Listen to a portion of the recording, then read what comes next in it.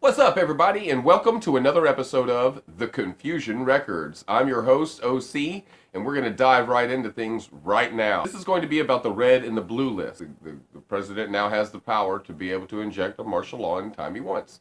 Well, in the event that that were to happen, the FEMA industry, has a list that they have compiled of red and blue as they determine it. The red people are the people who are going to be taken and killed.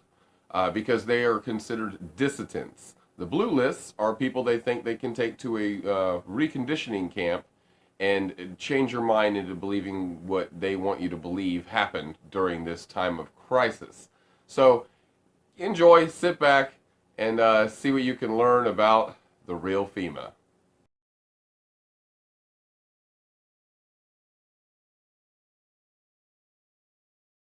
Puzzled neighbors are on Facebook and on Twitter. They're wondering, what's with the X marks that have been left on street curbs? Residents of at least two Northside neighborhoods report seeing more and more of these things. So we sent out our Jesse Degollado to check it out. Can they now kill American citizens inside the country?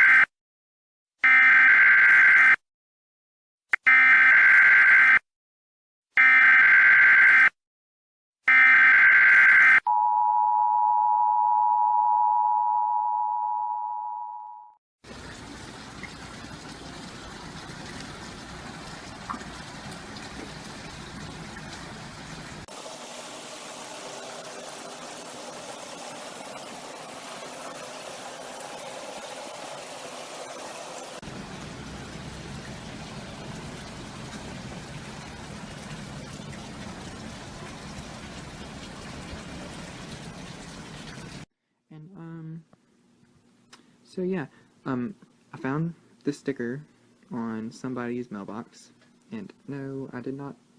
The house is no longer there. The house was blown away, torn down. No one lives there anymore. It's been a year, and this was stuck to the side of somebody's mailbox. If X marks the spot, then why here? Why are there small red X's scattered here and there along curbs and sidewalks? Even X's that were apparently cut into fresh cement, then colored blue. Our intelligence unit is looking into it, our North Property Crimes unit is looking into it, and we also have our patrol officers in the area are well aware of the situation. So are they a way of alerting burglars? Who's home and who's not? It doesn't appear that there's anything sinister going on. Still, police aren't ruling anything out. Maybe they're markings for underground utilities. That is one of the prevailing theories that we're looking into, that it could be. Yet SAWS, CPS Energy, Public Works, and Solid Waste Management tell us they don't use markings like this. Our government can kill our own people inside our own country. You know, I never noticed that up until now. Olivia Guzman, who has a red X in front of her house, agrees given where her utilities are located. No, they're over here. There's the phone, AT&T right there. Then why are they here? I would like to know why somebody will mark the front of my house. I've been seeing them lately, and I've seen a ton of red ones. And I've seen some green ones, and I've seen some yellow ones. And red, you probably already know. Now, SAPD tells me that this is not against the law, but it is trying to confirm whether a company was going door to door and then left these X's in front of houses that perhaps weren't interested in what they were trying to sell. Now, they also will be looking into whether the red X's and the blue X's are somehow connected. I've had people calling me saying they go out to their mailbox and they find a little red dot or a little blue dot on their mailbox, and they wonder what the little red dot and blue dot is. Well, it's marking your mailbox by the government, so when foreign troops come in here on us after martial law, if you have a red dot on your mailbox, they take you out immediately and shoot you right in the head. But if you have a blue dot, they take you to the FEMA camps being built by Halliburton right now.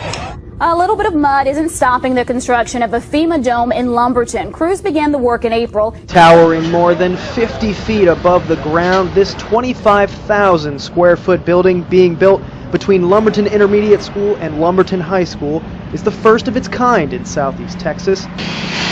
It's a disaster dome able to withstand 200-mile-an-hour winds. It will allow first responders and people who are unable to evacuate to a safe location to safely ride out storms. Lumberton ISD is one of the school districts that is used as a command center, and this will be kind of used as our command center in the event of an emergency. The multi-million-dollar project is part of the Texas Safe Shelter Initiative and is being funded primarily by FEMA grants to Hardin County.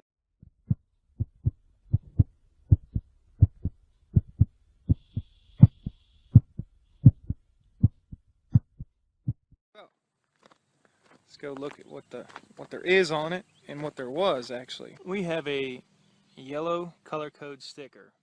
Red sticker, you die on the first night. Blue sticker, you're under house arrest till they move you to the FEMA camps. And then the yellow sticker means that you're a good, loyal, big government, Obama type, New World Order supporter.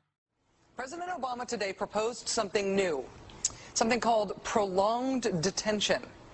Doesn't sound that bad, right? Prolonged detention? That's what President Obama proposed today, if you strip away the euphemisms. One civil liberties advocate told the New York Times today, quote, "We've known this was on the horizon for many years, but we were able to hold it off with George Bush. The idea that we might find ourselves fighting with the Obama administration over these powers is really stunning." And it is stunning, particularly to hear President Obama claim the power to keep people in prison indefinitely with no charges against them, no conviction, no sentence, just imprisonment. It's particularly stunning to hear him make that claim in the middle of a speech that was all about the rule of law. I'm wondering whether the senator is familiar with the fact that the language which precluded the application of Section 1031 to American citizens was in the bill that we originally approved in the Armed Services Committee, and the administration asked us to remove the language which says that U.S. citizens and lawful residents would not be subject to this section. Is the senator familiar with the fact that it was the administration that asked us to remove the very language which we had in the bill which passed the committee, and that we removed it at the request of the administration that would have said that this determination would not apply? Does the government really have a list of American citizens that they plan to round up under martial law and imprison in FEMA concentration camps with no due process because they see us as dangers to national security? Christians, gun owners, veterans, homeschoolers, other patriots, Tea Party members. The answer is yes. Supreme Court Justice Antonin Scalia just admitted that a roundup of American citizens violating their civil liberties may happen again in the future. But many people have forgot, or maybe just were unaware, that during the Bush administration, a list was actually discovered. It was called Maine Core. But of course, the liberal media said that it was only the evil Republicans that would do such a thing. The liberal rag Salon.com was implemental in exposing this after a Bush FBI insider released detailed information about a list of 8 million Americans that were seen to be a threat to national security that may be rounded up and thrown into FEMA prisons in the event of a martial law situation. The Electronic Frontier Foundation reported on this. The liberal Think Progress site reported on this, that 8 million potential suspects.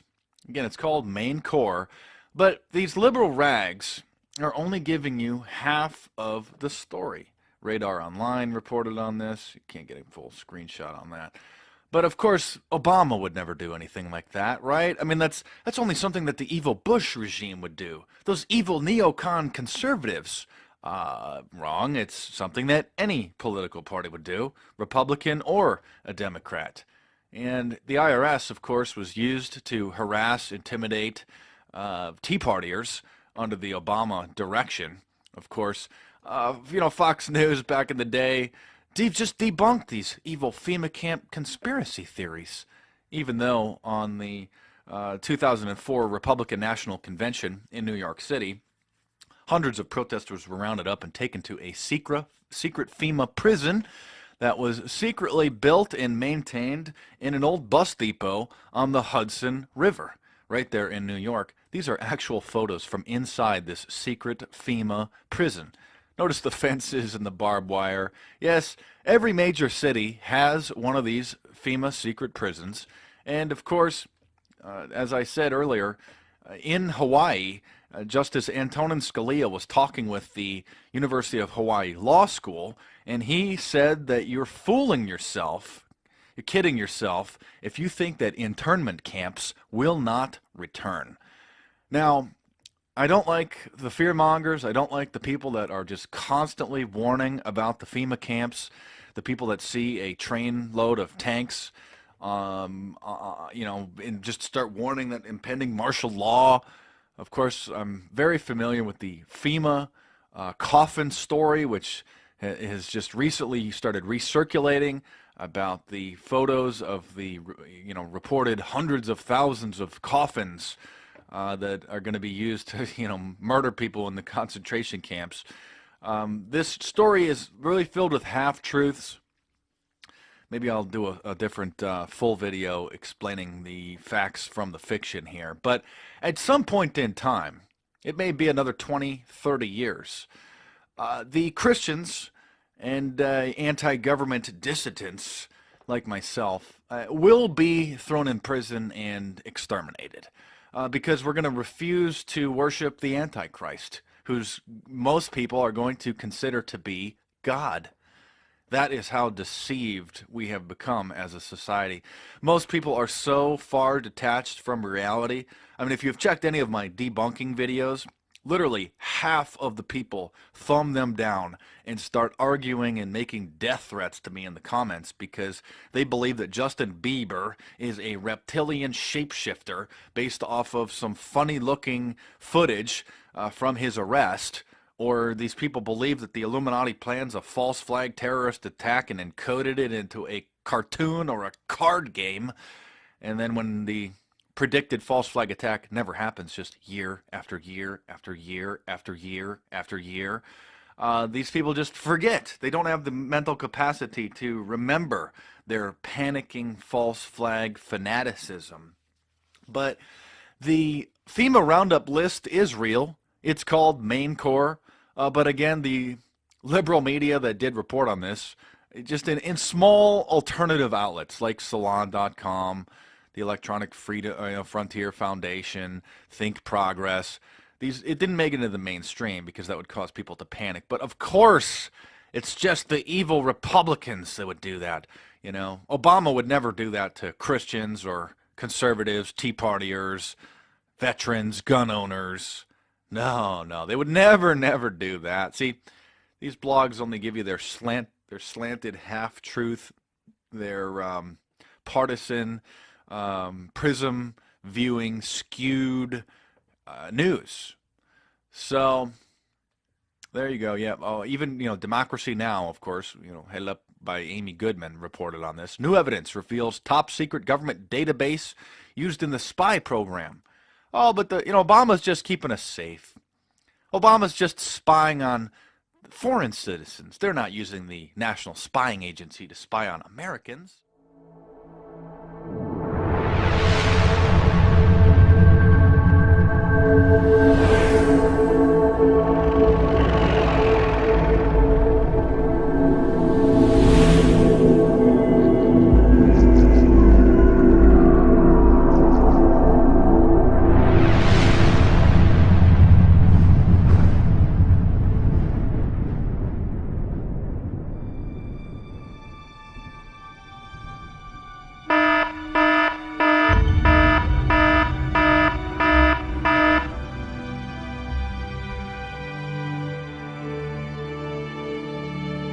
An interview with Mr. C regarding New World Order plans for the U.S. and its citizens. Mr. C is a former inspector for the Joint Chiefs of Staff and the Department of Defense, with 31 years of federal service in the military, 9 with the Department of Defense, including 2 years with the Air Staff. He's a holder of the Bronze Star, the Purple Heart, the Defense Meritorious Service Medal, 3 awards of the Joint Service Medal. He is now speaking out to warn the American people. There are over 180 concentration camps, quietly modified facilities which have sprung up and continue to spring up across the country, seemingly devoid of activity, yet requiring strange accoutrements such as barbed wire topped fencing, with the tops turned inward, and helicopter wing socks. Most have good logistical supportability, with major highways and railroad transport facilities adjacent to the sites. These facilities, many in remote areas across our country, are set up to become concentration detention camps, complete with gas chambers for resistors and dissidents. Generally speaking, they're set up for dissenters who will not go along with the New World Order. The resistors are gun owners who refuse to give up their weapons. The dissidents are Christians, patriots and constitutionalists. These camps are set up. I've seen many of them.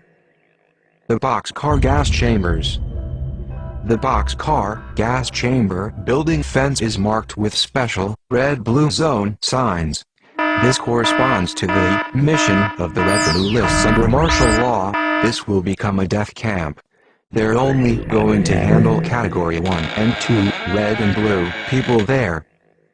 This boxcar facility will be used for execution. One of the barns is large enough to put 4 boxcars into. There are powered vents on the top of the barn to vent the gas out of the building after the boxcars have been fumigated. All of the buildings have newly installed 6-inch gas pipes and furnaces installed in all railroad barns. FEMA has allocated $6 million to make the walls and roofs of the buildings airtight. Under martial law, this facility could be immediately used as an SS-style termination gas chamber. On January 27, 1995, the Indianapolis News ran an article titled, "Amtrak Lays Off 212 at Beech Grove."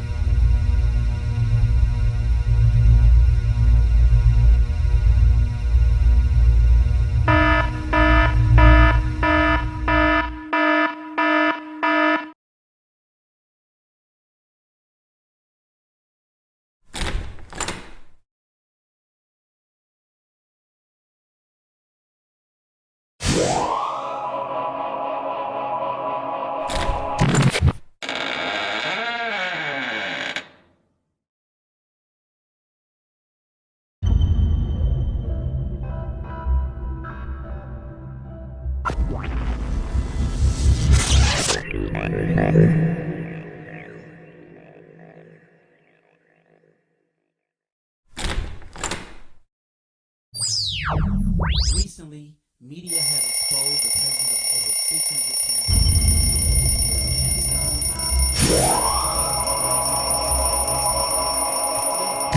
Ready to house thousands and thousands of prisoners. The revelation has stunned the nation once the media found out what FEMA camps are meant for. The camps are all fully guarded round the clock. They are the lights of concentration camps, and so human rights they are clueless about the necessity of such large numbers of those venture into the camps. All the camps have railroad links. Moreover, some also have an average.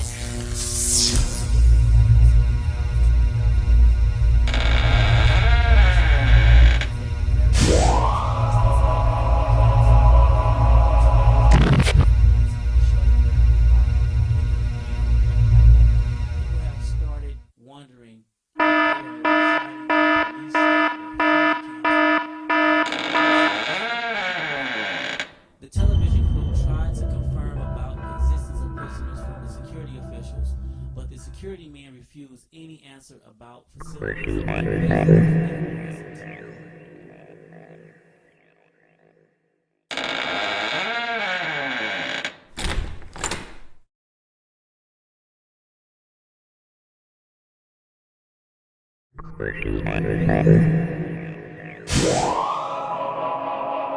An interview with Mr. C regarding New World Order plans for the U.S. and its citizens. Mr. C is a former inspector for the Joint Chiefs of Staff and the Department of Defense, with 31 years of federal service in the military, 9 with the Department of Defense, including 2 years with the Air Staff. He's a holder of the Bronze Star, the Purple Heart, the Defense Meritorious Service Medal, 3 awards of the Joint Service Medal. All right, everybody. I hope you enjoyed the episode. Please click like, subscribe, and share this with your friends. We can make a difference, but we must speak up.